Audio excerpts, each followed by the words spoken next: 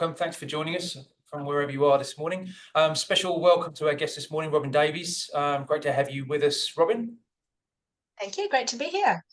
We're just going to wait a moment or two just for people to sort of filter in, as is the nature of these things. Bit of a grey old day in Auckland CBD. I don't know what it's looking like where you are, Robin. You're not in the CBD. Yes, pretty grey where I am as well, to be fair. Not too far from you. Yeah. I'm sure there's sun somewhere around our beautiful country, but not here. I guess the nature of these things, you have people tuning in from all sorts of areas. So yeah, as you say, I'm sure the sun is shining somewhere. We're getting the numbers up now. Might as well kick into it. So right, good morning, everyone. Thanks so much for joining us. My name's Dave Rees. I'm the managing partner at Convergence. Most of you will already know we're a specialist search firm. So we help companies to find key talent for both leadership roles and for specialist positions. And the common thread tends to be where there's a really deep need for a layer of proactive search. So we have perhaps the most seasoned team in the market. They're all long-standing experts in the particular disciplines they recruit. We cover pretty much every function you'd expect to see in an exec team. So finance, IT, HR, sales and marketing, do operations roles, legal roles and risk. So we've got most of the bases covered. And a lot of clients use us as a single trusted solution across multiple functions. And the webinars and the events that we do are part of our effort to contribute to wider conversations, particularly around some of the key topics across HR, across talent acquisition, and the world of work in general. And today I'm joined by Robin Davies. Robin has had a particularly diverse and a really fascinating career. At the start of her career, she spent nearly 10 years with EY, starting in audit and then moving to corporate finance. And then she was over 18 years with Lion in a mix of finance roles, commercial roles, as well as HR. And she was the people and culture director there for over 6 years before taking up a similar role at Stuff. She held a consulting role at Fonterra, focused specifically on diversity and inclusion, before striking out on her own a couple of years ago and focusing on coaching and developing leaders, but also helping organizations to build inclusive cultures and enable diversity and equity. And it's that experience in particular I really wanted to plug into today. I know we all know how huge the topic of DEI has become. But while there's a huge amount to do to build a culture that is equitable and inclusive, really the only way organizations can become more diverse is through changing their approach to talent acquisition. But just before we start digging into that, I just want to make sure this session is as useful as possible for all of you and make sure you get what you're looking for from it. So if you have thoughts or questions along the way, please feel free to put them in the chat. I'll try and weave them into the conversation if I can, or we'll leave them until the Q&A section at the end. We're going to run for about 30 minutes or so as a dialogue between me and Robin, and then we'll move to a Q&A section. We also really welcome your input. There's actually functionality on here. If you press the raise hand button, we can prompt you to unmute yourself. You can contribute your views or questions. It would be great if we can make this session as interactive as possible and just leverage the experience of the group. We've got a really broad cross-section here. I think people from different industries, different functional areas and levels, so it'd be great if we can utilize that. So anyway, Robin, welcome. As I mentioned, you've had a really extensive career in people and culture. You've done some fantastic work on DEI. So perhaps just as a starting point, it would be great if you could just sort of set the scene for us in terms of how you've seen the DEI space evolve and where things are at in terms of the sort of current status quo. Fantastic. Thanks so much, Dave. And amazing to be here with you all today. So thanks so much for the opportunity. Really looking forward to this conversation. So changing landscape. Yes, the landscape is definitely fast moving in the space of diversity, equity and inclusion. DEI, I often kind of refer to it. And I think that's in part because there's a lot of societal changes that are really impacting in our organizations. So, we're seeing obviously, real generational new generational shifts coming through our workforces. We're seeing, people's wanting to work and live in different ways. So flexible working in particular, as we know in recent years, has had a real focus. And I also think, the broad focus that we have across our community and organisations too on sustainability is a really key driver of the change here. DEI work is now, I'm finding, becoming increasingly connected to or seen as part of an organisation's focus on sustainability.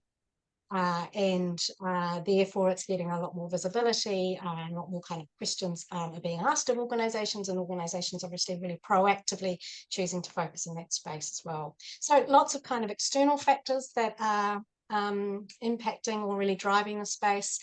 And the actual practice of diversity, inclusion and belonging is fast changing as well. If I think back about 10 years ago when I started to get really passionate in the space, we were mostly focusing on diversity. So difference, recognising and valuing difference, hiring for greater difference in our organisations. And then a few years later, inclusion came into the conversation, so that kind of cultural element where people feel they can be themselves at work, where their opinions and perspectives are really valued. And then more recently, equity. So equity, we typically think of fairness or recognising that, people don't always have the same opportunities or resources. And even in more recent times, over the last year or two, belonging. So the kind of word and the concept of belonging is also coming into the space, which I find is really connecting with people, because belonging, I think, is a core human need that we all have. And so it's when that can be quite personal, and intrinsic to all of us. So even across the practice of DEIB, that's changing quite fast as well as we're learning and growing in this space. But the great thing is I'm certainly finding that almost all organisations, certainly the organisations that I'm engaging with across New Zealand, whether they be large, small, government, for purpose, more kind of corporate organisations, pretty much everybody's on the journey of DEI somewhere, as is relevant to them and as is appropriate to them. So really important conversations and really important work being done right across Aotearoa, I'm finding. Yeah, for sure. I mean, most organisations that we're talking to are somewhere along that journey. But if you're at the start of it and you're sort of considering how to approach it, from your experience, what's the best way? What's the best starting point? What's the best way to start thinking about it? I think the best way to start is to have a strategy or a plan. Really surprising a bit to me, as my commercial background, I love a good strategy or plan. When I ask a lot of organisations that I engage with, where's your DEI strategy or plan? Can you show me what, the areas I focus on? How you've come about that. Often a lot of organisations don't have that. I think often we kind of can get into action, and that can all come from a really good place. We want to start doing some things. But I really encourage organisations to step back and have a think about what are the areas we're going to focus on that are going to make the most difference to our organisation and our people. I really believe that a DEI strategy should be a subset of an organisation strategy. So it should be really connected to that. So having a look at your total organisation strategy, your overall goals, your strategic initiatives, the organisation measures should ultimately be your measures that you're trying to, and goals that you're trying to achieve from a DEI perspective. So connecting to your organisation strategy, and also, really talking to your people, one-on-one surveys, lots of great ways to do that, and getting the real richness of insights from your organisation as to how people feel about working there. To me, they're kind of two critical components to kind of fold in. And the great thing about having a strategy or plan in the space is it helps you make choices, because there's a lot that can be done across all of DEI. And I typically find that organisations can't do all of it at once. So you have to make some choices about where you're going to start, where you're going to go next, based on what's going to make the biggest difference to your organisation and your people. So that's generally my recommendation of how to get started. Do a little bit of planning, because it will really help you as you go along that journey. Yeah, by the sound of things, gathering some data as well, the cultural starting point, as it were, exactly what the picture looks like right now from a diversity point of view. I know, although there's an overwhelming amount of evidence to show the benefits of diversity, unfortunately, I think there's still some organisations or some people at senior levels who haven't sort of brought into the concept. So, what have you seen work well in terms of how CPOs or sort of people and culture leaders can influence towards DEI and to sort of sway those that are a little bit maybe reluctant to embrace it around to the sort of the right way of thinking? Yeah, great question, and I do see that quite a lot. Excuse me. I always come back to the why. So if you're a CPO or anyone in a business working in the space influencing, it's critical to kind of start with, why is this important? Now, as you've mentioned, Dave, there's a really big body of research, internationally now around the benefits of DIB, but thinking about why it's important to your organization. So what are the kind of the levers that are really going to help, your organization, your leaders, teams be successful, achieve the goals and the outputs that they need to. We know that there's a great connection to attracting and retaining great people. People want to work in organizations that are focused on, diversity, equity, and inclusion.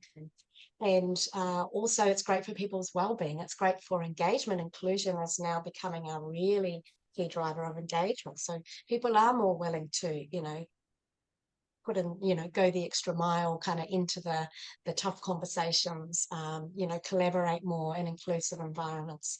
Obviously, communities around us are expecting organizations to do great work in this space. It's really starting to impact our license to trade. I'm hearing quite often about companies that are being audited back through the supply chain, or going to visit, potential new clients, perhaps without a diverse group of people, and being, sent away or kind of ask for more information before engaging in those conversations. And of course, we know that inclusive, diverse teams, working in inclusive environments, are much better at coming up with creative solutions. They're better at problem solving, etc. So thinking about, there's just some examples of what comes to mind for the why for me, but thinking about those in the context of your business. So my suggestion is, don't just kind of apply a generic approach to the why, but connect it to what's really going to make a difference to your business. Which parts are going to be relevant to helping you achieve your outcomes? And where does that work in terms of, the commercial benefits, the business benefits, and also the social benefits are the right thing to do. DEI is always kind of straddling both of those. But that kind of unique combination of all of those has to work for your organization. And then, finding a way for your senior leaders to really connect with that, both for the organization and also at a personal level. We know that if we have a personal connection in this space, as leaders and team members, it gives us quite a lot of drive to really kind of move forward and continue to make change in organizations.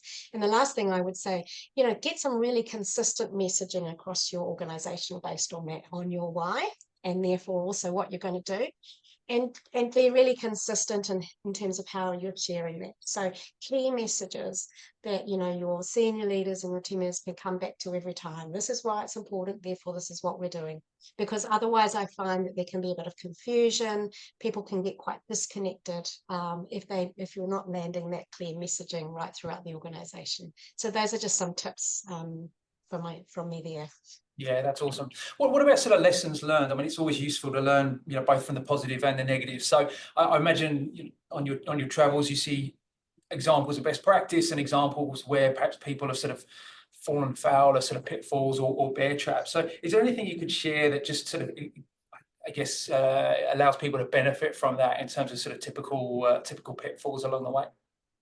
Yeah, I'll probably just start with what I'm seeing organisations doing really well in the DEI space, because I'm seeing quite some consistency there. So I'm seeing organisations doing great work around employee network groups, amazing groups of people who are really passionate around, a certain area, and who are driving real difference and impact and inclusion within their organisation. Great work, amazing people giving lots of discretionary effort and making a real change there. In what sort of ways?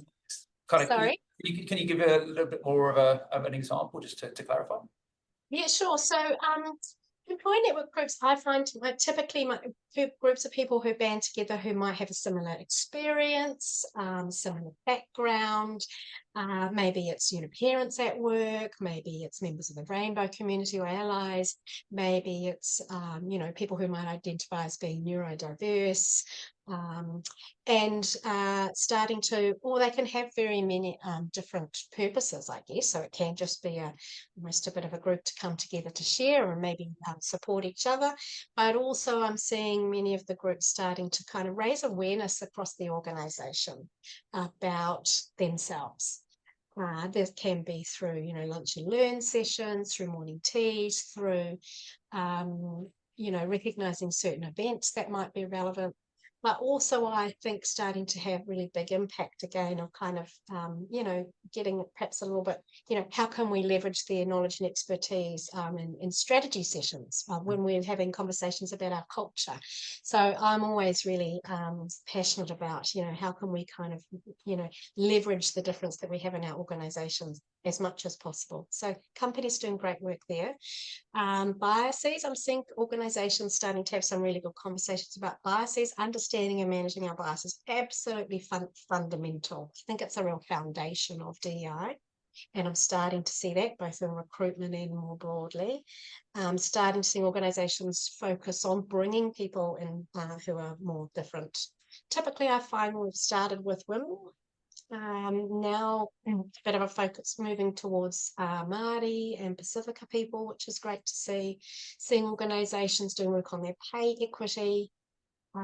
So, just a few examples, if I think kind of broadly across organisations that I'm engaging with in New Zealand, some great work.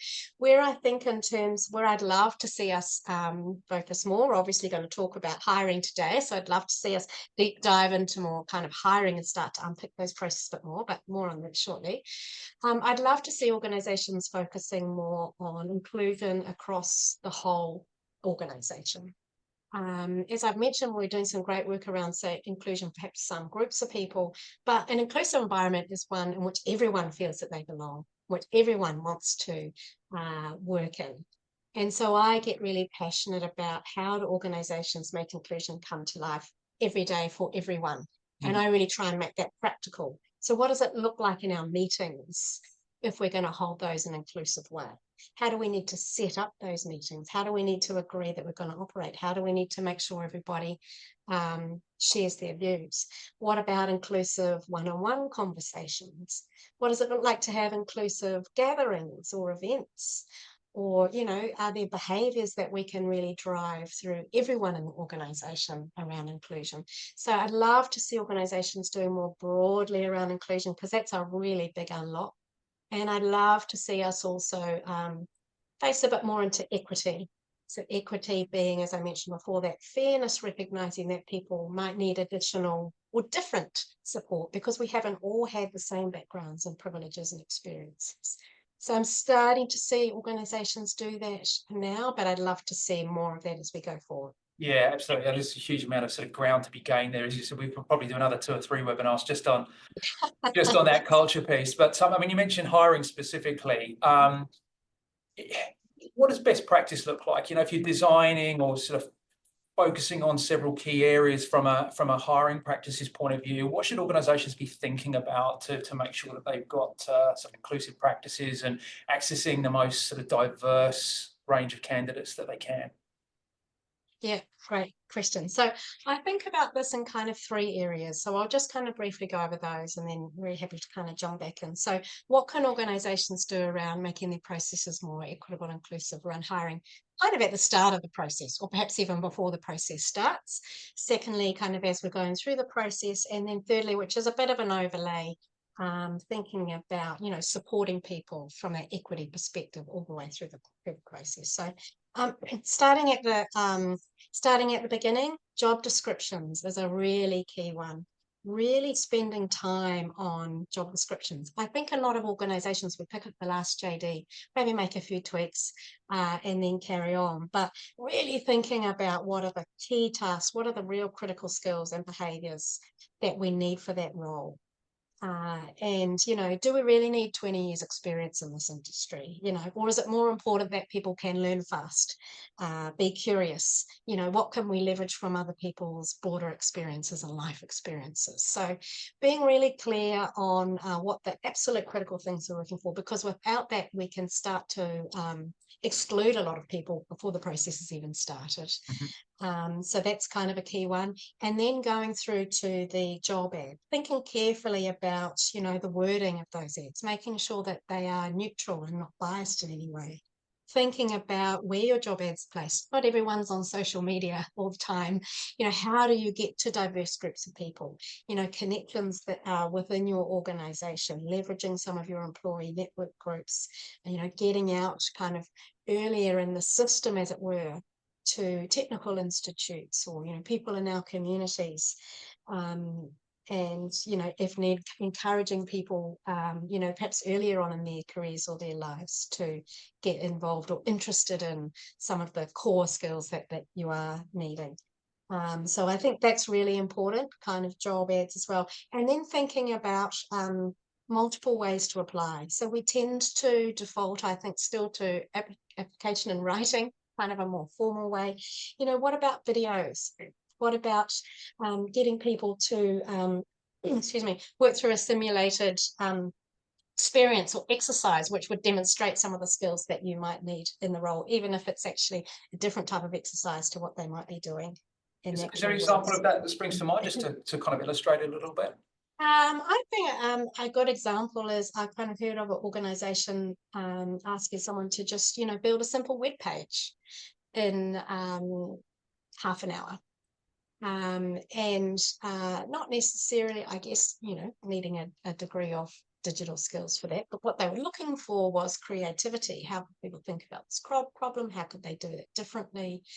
Or it might be just a kind of a timed exercise or something that's kind of visual that people are asked to do, spot different things.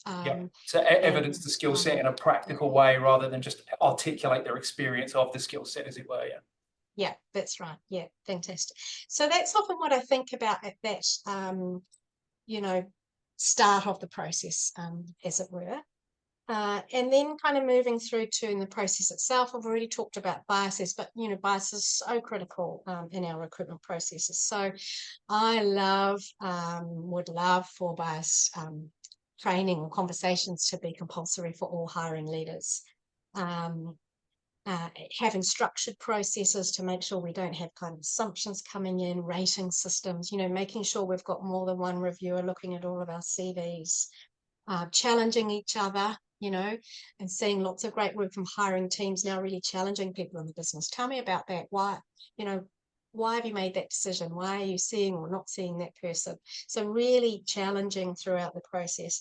And then interviews, obviously making sure our interviews are really fair and inclusive as well. So my recommendation, always have a diverse interview panel. So even if it's 2 people, at least try and have ideally some visible difference, because we know that our brains react differently subconsciously when we're faced with visible difference.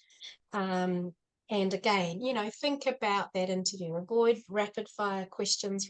Put yourself in the shoes of the candidate. Recognize that it can be stressful. Ask them what would work for them in that process. And often I find fall into a bit of a default way of interviewing, but really almost try and turn it on its head and think about what's actually going to set our candidate up for success. Without that, we can unfortunately remove a lot of fairness from the process. Yeah, absolutely. I think particularly with behavioural based interviews, you're often required to recall specific examples, and somebody might have a really strong evidence base but not able to sort of recall that in the interview itself at a drop of a hat. So perhaps providing those sort of questions in advance is useful for a lot of people, so give a little bit of thought and preparation to bringing that evidence to bear in an interview setting. Yeah, totally. Yeah. And I just wanted to also mention, I've kind of been doing some work about, again, back to that equity piece, and it connects to what we were just talking about there, thinking about what would be adjustments that would be reasonable for candidates who are going through a hiring process. And I really encourage organisations to have that conversation with candidates earlier on. tell me about what might work for you. Are there any particular needs that you might have that we may be able to support you with? And really facing into that conversation in a genuine and authentic way. And they may be many and varied. Just thinking of some examples that I've seen or had in my experience, someone might not be able to do your psychometric testing within 48 hours.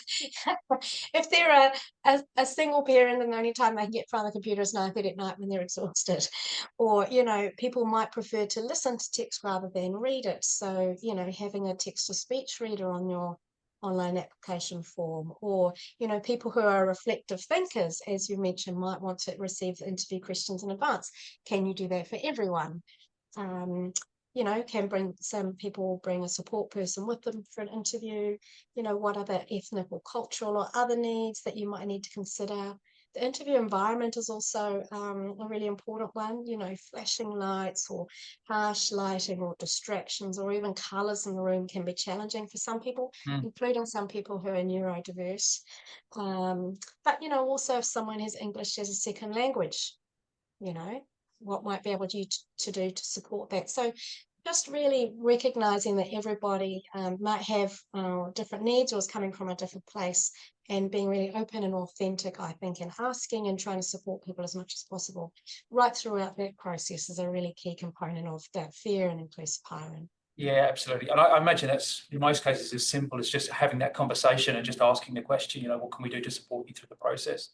Yeah, absolutely. Yeah. I think with some of this stuff, there's a kind of almost an expectation that a lot of this needs to be sort of expensive, or you mentioned unconscious bias training for hiring managers. I mean, there's actually a lot of free tools out there. I know sort of Harvard does a free unconscious bias training. There's the screening tools, I think, for bias decoders. Total Jobs do one for free. Even MIT, I think, have one for free. So I think it's a bit of a misconception often that these tools are sort of appropriate only for hiring corporates that have got the budget for it. There's actually a huge amount that can be done for a pretty low budget. Yeah, totally agree. There's a lot of free information, and even biases, something I'm really passionate about. But what are the key 2 or 3 or 4 biases that will play out, in your hiring process and across the organisation? And what are just a few practical tips to manage those? And I think in terms of value, if you're going to spend time getting that information, having that conversation, how do you think about that beyond hiring? So I know that, our managers are so busy, and often we can get pushback around, I just don't have time to do that. But, if we're spending a bit of time talking about biases, how can they bring that to life in meetings and conversations when they're making decisions? So how do we get value across a broader spectrum for some of these, components that we're talking about as well? Just a different way to think about that value. Likewise, having open, honest conversations with our people that should continue, of course, when they're working for us as well as beforehand. So, a different way to think about it as well. So a lot of these processes are going to be unfamiliar to hiring managers, and while often talent acquisition teams and people and culture teams are really bought into it, hiring managers may be too. From a sort of a practical point of view, how can talent teams help hiring managers to sort of be bought into these processes a little more than they might be? Yeah, it's a good question. I think kind of connecting back some of the things we've already talked about, spend time with them, understand what's happening in their world. What are the challenges that they are facing, in their teams, in their roles? How will spending some time here really help with their outcomes? It's almost like the conversation of a business strategy level. Well, tell me about, what you're trying to achieve. And, and then connecting the why this is important to how's it actually going to help them? How's it going to help the organisation going forward? We know that our workforce is changing, and to continue to be relevant and continue to attract and retain great people, it's really important to work on this space. But again, if we go back to some of the earlier convo, we know that we get better decisions when we have diverse team members. We know that people are more creative, they're better at problem solving. When we work in those environments where people can feel they can be themselves. So I guess, again, connecting to their why, and finding that way where they connect to why this is important to them. And I think also for hiring managers, kind of helping them get on board the process before they need the process. Because I know what it's like. I've led many teams and organizations. Somebody leaves, they're leaving in a month, there's a big rush, we've got to get someone in. And that kind of stops us probably from, having the time to take a step back and think, well, how can we think about this differently? Where can we go to find different people? How can maybe we run this process a little differently? So I always really encourage hiring managers to get involved, even before they need someone. We all have networks, we all have connections, we all know people who know people. Certainly when I've been HR director, I've kind of had a requirement on my senior leaders to actually proactively every year go and build their networks and, add people and diverse people into our broader talent pools. And that can happen up to years before people need, we need. And that be a really active thing, not just a name and off we send it to the recruitment team, but connect with people, have a coffee with them every once in a while, talk to them about your organisation, understand a bit about what them makes them tick. I kind of think that's a part of a leader's role. So thinking about how we kind of get the conversation around hiring starting long before the process actually starts. When we're not so much of a rush, I find can sometimes be a bit of an unlock. Yeah. Aside from the specifics of hiring, is there any other sort of tips you'd share around sort of creating that inclusive and an equitable environment? As I mentioned earlier, I mean that's a huge topic in and of itself. But for the purposes of today, is there anything, kind of key tips or insights that you could share just to sort of give people a bit of a flavour? Yeah, I think I always come back to have open and honest conversations with people. If you're a leader in your one-on-ones every month, take the time to actually ask your people, tell me about yourself, whatever you're comfortable sharing. How does it feel like to work here? What can you tell me about the environment, our workplace that's working well for you? What's not working well? And really kind of, be open and facing into those conversations in a really genuine way. And likewise with our workmates, take the time to get to talk to people, to get to know them, to get to understand what makes them tick.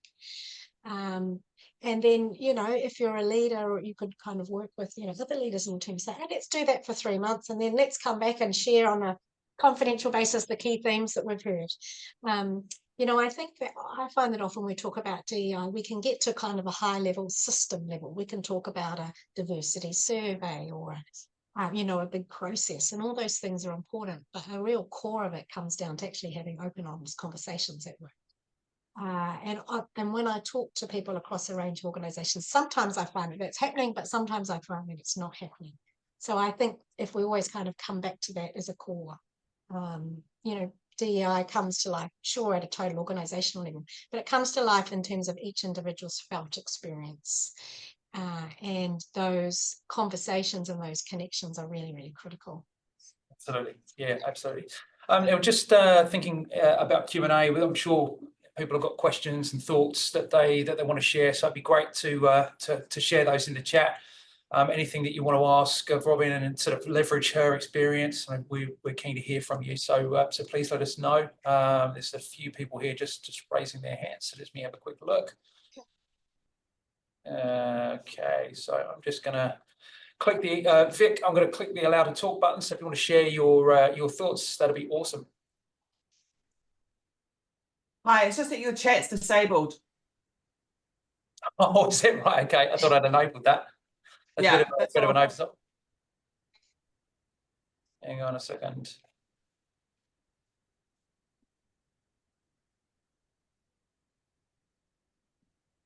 That should be fixed now. Yeah, and cool. Actually, and I was just going to ask one question, actually, Robin. In terms of evaluating the tools that you use to evaluate an already existing organisation around, and what are some of the measurements that you do in terms of diversity and inclusion? How are you looking at what you already have inside your talent pools, And how do you, and what measurements are you using to evaluate that against what you need in terms of hiring into an organization? Fantastic, great question. Thank you, Vic. So yeah, I'll focus on kind of measures that I'm seeing mostly around the hiring processes, I think. But happy to go broader if that would be helpful. Tools and measures. So probably tools. Look, I'm seeing lots of organizations doing, great work on social media, sharing authentically about their organizations, people's stories. So that's something that really jumps out to me. Measures as we go through. Look, some organizations can have targets that they're aiming for around broader diversity, of gender diversity, sometimes ethnic diversity, kind of earlier in the process. So sometimes I hear about long list targets, which is a way of just getting more people of difference into the start of the process. So I hear some organizations working there. Probably, yeah, it's probably that I see lots of other measures in organizations, maybe at kind of broader levels. So, around succession planning as well. What are our succession planning pipelines look like? Of various ways of cutting that diversity data, for example. And then also lots of measures at a kind of a broader business level as well. So culture measures, engagement measures. Ultimately, I'm passionate to get to how does this drive value for the business? So how can we kind of connect to our commercial outcomes as well? So a bit of a combination I'm finding. I feel like I'm finding not a lot of heavy measures through the hiring process, to be honest, more kind of focus on some of the areas that I've talked through, getting different people and making it fair and equitable. Yeah, I'm in the process of kind of developing a tool around this, and I was just curious to see what you, in your experience, having worked for some of these big, larger organizations around, Frontier and things like that. How do you actually measure for? I mean, obviously measure for capability gaps and skills gaps and things like that inside of your organizations.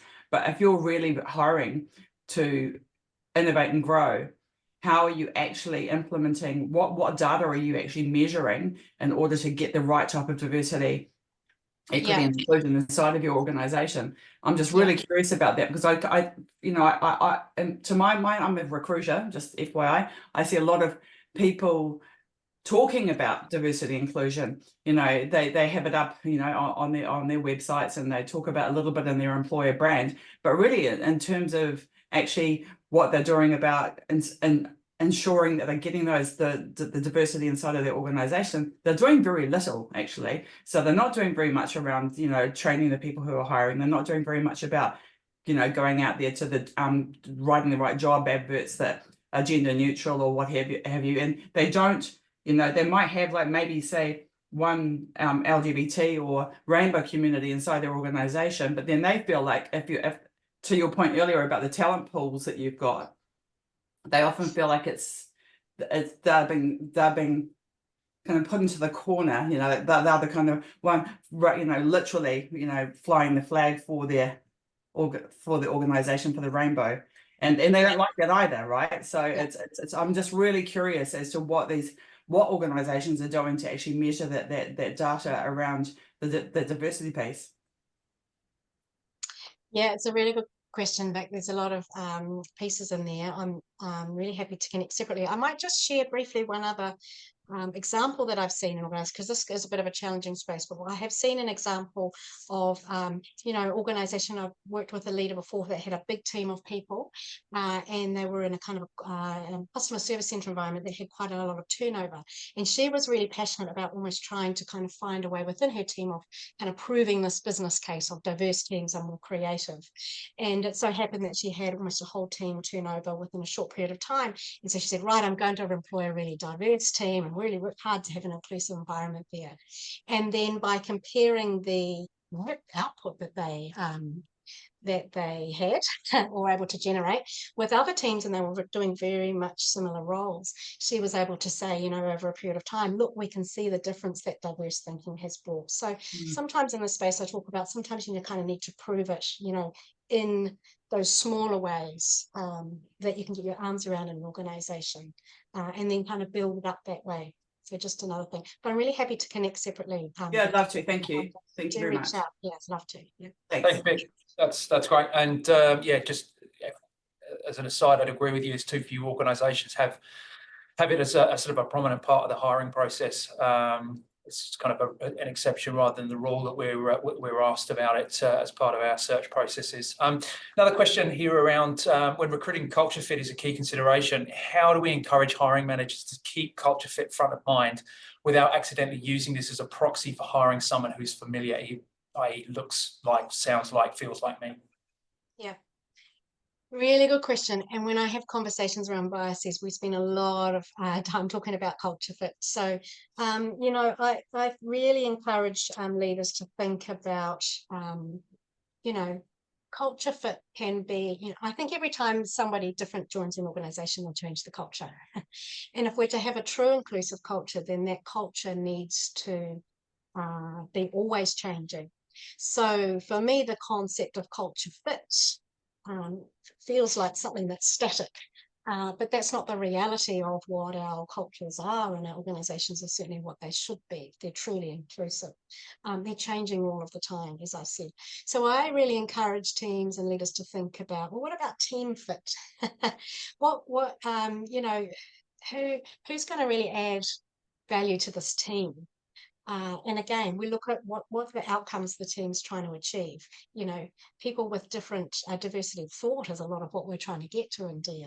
You know, different people bring different ideas to the conversation. So, you know, who are our consumers, for example? Who are our customers? Are we representing those in our organisation? Are we thinking through the lens of our customer? Or, you know, again, what outcomes are we trying to achieve? And what different thoughts and experiences might be helpful for there.